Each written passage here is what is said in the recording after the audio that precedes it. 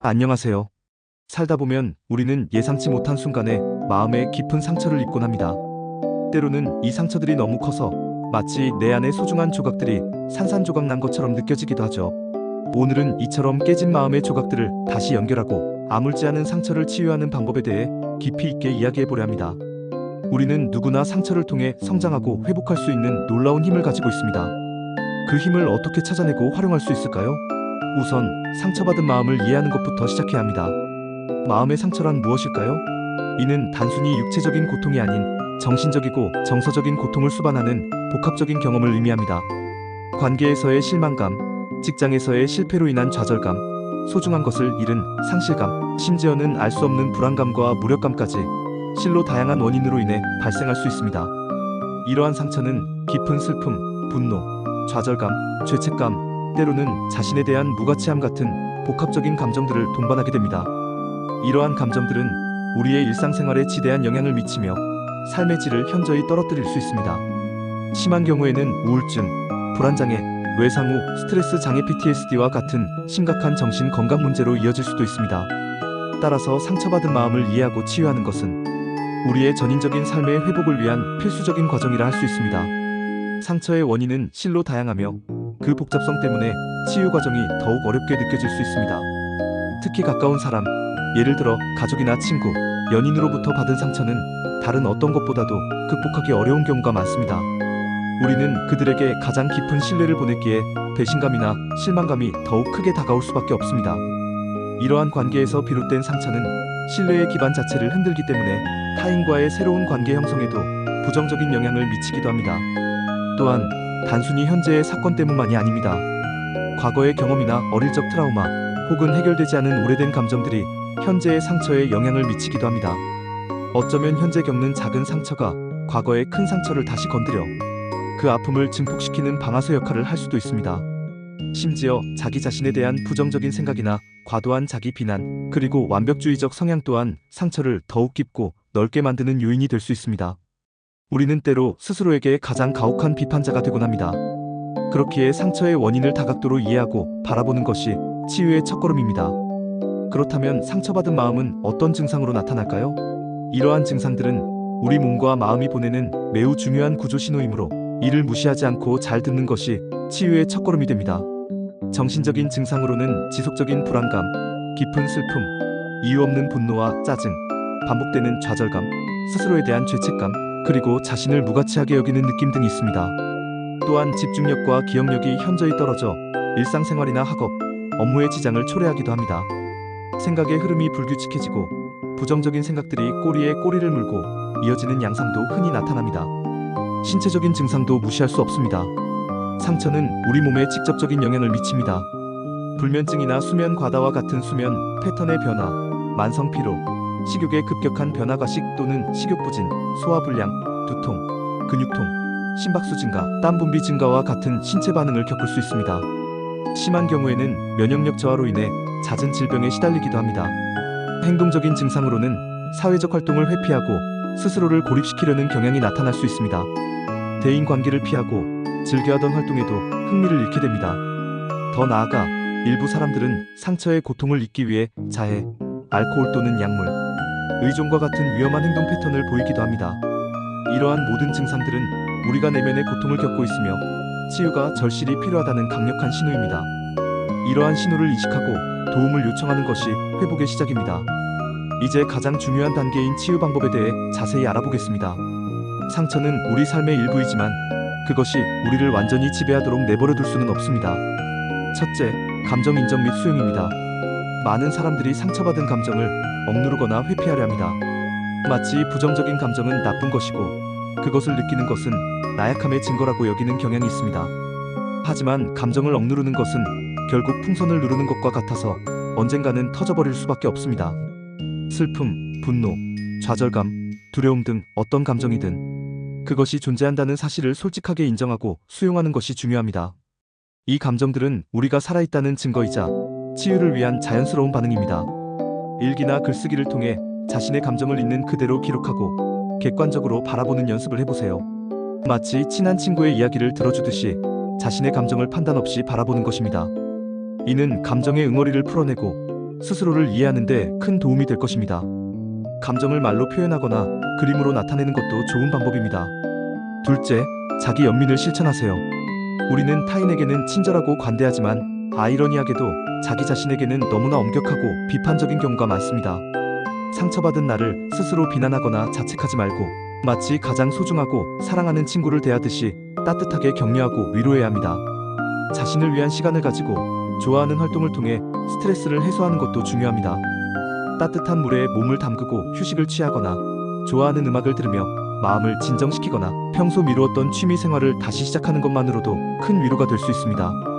스스로에게 부드럽고 인자한 태도를 취하는 것이야말로 깨진 조각들을 다시 붙일 수 있는 가장 강력한 접착제입니다. 자기 연민은 자기 중심적인 것이 아니라 나 자신을 돌보고 채워줌으로써 타인을 더 잘 이해하고 사랑할 수 있는 에너지를 얻는 과정입니다. 셋째, 현재에 집중하는 연습이 필요합니다. 과거의 상처에 얽매여 있거나 미래에 대한 불안감에 사로잡혀 있으면 앞으로 나아갈 수 없습니다. 물론 과거를 외면하거나 부정하라는 뜻은 아닙니다. 과거의 아픔은 충분히 애도하고 인지하되 그것이 현재의 나를 지배하도록 내버려 두어서는 안 됩니다. 명상이나 호흡 운동을 통해 마음을 안정시키고 현재의 감각에 집중하는 연습을 해보세요. 눈을 감고 자신의 호흡에 집중하거나 주변의 소리, 예를 들어 새소리나 바람소리에 귀 기울이거나 지금 이 순간 손에 닿는 사물의 촉감에 집중하는 것만으로도 불안한 마음을 진정시키고 현재로 돌아올 수 있습니다. 마음챙김의 MINDFULNESS 연습은 현재 순간에 대한 비판단적인 인식을 키우는데 매우 효과적입니다. 현재에 뿌리 내릴 때 우리는 과거의 그림자나 미래의 불확실성으로부터 자유로워질 수 있습니다. 넷째, 관계를 회복하는 것입니다. 혼자서 모든 상처를 감당하려 하지 마세요. 인간은 사회적인 존재이며 지지적인 관계 속에서 치유될 수 있는 놀라운 능력을 가지고 있습니다. 신뢰할 수 있는 사람들과 자신의 감정을 솔직하게 대화하고 공유하는 것이 중요합니다. 가족, 친구, 연인, 혹은 상담사 등 나를 지지하고 이해해줄 수 있는 관계를 통해 정서적인 지원을 받는 것은 치유 과정에서 큰 힘이 됩니다. 만약 관계에서 상처를 받았다면 용서를 통해 치유를 시작할 수 있습니다. 여기서 용서는 상대방을 위한 것이 아니라 나 자신을 위한 행위입니다. 용서는 상처를 준 사람에게 면죄부를 주는 것이 아니라 그 상처로부터 나 자신을 자유롭게 하고 그 상처가 더 이상 내 삶을 지배하지 못하도록 놓아주는 과정입니다. 이는 복수를 포기하고 고통의 고리에서 벗어나 새로운 시작을 할 수 있는 기회를 제공합니다. 다섯째, 건강한 생활 습관을 유지하는 것입니다. 우리의 몸과 마음은 밀접하게 연결되어 있습니다. 규칙적인 수면, 영양가 있는 건강한 식단, 그리고 꾸준한 운동은 정신 건강에 긍정적인 영향을 미칩니다. 몸이 건강해야 마음도 건강해질 수 있습니다. 햇볕을 쬐며 자연 속에서 시간을 보내는 것도 도움이 됩니다. 숲길을 걷거나 공원에서 명상을 하거나 햇살을 맞으며 차 한 잔을 마시는 것만으로도 자연의 에너지가 우리 마음을 치유해 줄 것입니다. 이러한 활동들은 스트레스 호르몬 수치를 낮추고 긍정적인 감정을 유발하는 데 기여합니다. 마지막으로 전문가의 도움을 받는 것을 주저하지 마세요. 혼자서 감당하기 어려운 깊은 상처라면 정신 건강 전문가의 도움을 받는 것을 고려해야 합니다. 심리 상담이나 심리 치료를 통해 상처의 근원을 찾고 건강한 방식으로 치유하는 과정을 전문적인 안내 아래 진행할 수 있습니다. 전문가의 도움은 결코 나약함의 증거가 아니라 오히려 자신을 사랑하고 아끼는 용기 있고 현명한 행동입니다. 치유의 여정은 때때로 길고 고통스러울 수 있지만 전문가의 지원은 이 길을 좀 더 안전하고 효과적으로 나아갈 수 있도록 돕습니다. 구체적인 실천 방법들을 몇 가지 더 소개해 드릴게요. 첫째, 감정 기록입니다. 매일 자신의 감정을 기록하고 어떤 상황에서 어떤 감정을 느끼는지 파악하는 것은 자신의 내면을 객관적으로 들여다보는 좋은 도구가 됩니다. 이는 감정 패턴을 인식하고 부정적인 감정이 언제 어떻게 발생하는지 이해하는 데 도움을 줍니다. 둘째, 마음챙김 명상입니다. 매일 5분에서 10분 동안 조용한 곳에서 명상을 통해 현재에 집중하고 감정을 판단 없이 관찰해보세요. 명상은 마음을 안정시키고 스트레스를 줄이며 자기 인식을 높이는 데 매우 효과적입니다. 셋째, 규칙적인 신체 활동입니다. 걷기, 조깅, 요가, 수영 등 규칙적인 신체 활동을 통해 스트레스를 해소하고 긍정적인 에너지를 얻을 수 있습니다. 운동은 엔도르핀 분비를 촉진하여 기분을 좋게 하고 신체적인 긴장을 완화하는 데 도움을 줍니다. 넷째, 취미 활동입니다. 그림 그리기, 음악 감상, 독서, 요리, 원예 등 자신이 좋아하는 취미 활동을 통해 즐거움을 느끼고 스트레스를 해소하는 것도 중요합니다. 취미는 우리에게 몰입의 즐거움을 선사하고 자아 존중감을 높이는 데 기여합니다. 다섯째, 사회활동입니다. 친구나 가족과 함께 시간을 보내거나 봉사활동에 참여하여 사회적 연결감을 높이는 것도 좋습니다. 고립감은 상처를 심화시키므로 의미 있는 관계 속에서 소속감을 느끼는 것이 중요합니다. 여섯째, 인지행동요법 CBT를 스스로 시도해보는 것입니다.